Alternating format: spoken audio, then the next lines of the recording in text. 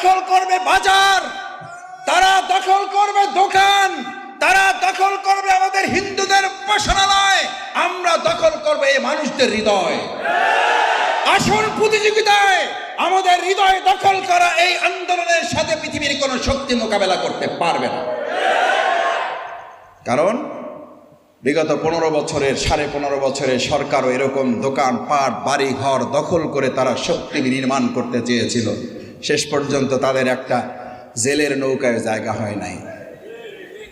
সমস্ত ব্যাংকগুলোকে নিজের পরিবারের সম্পদ যে লোকটা মনে করেছিল সেই লোকটা একটা প্যান্ট পরারও সুযোগ পায় নাই।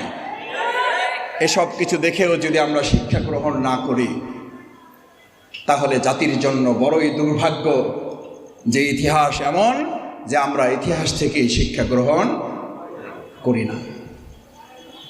এটা জাতির জন্য কল্যাণকর নয়।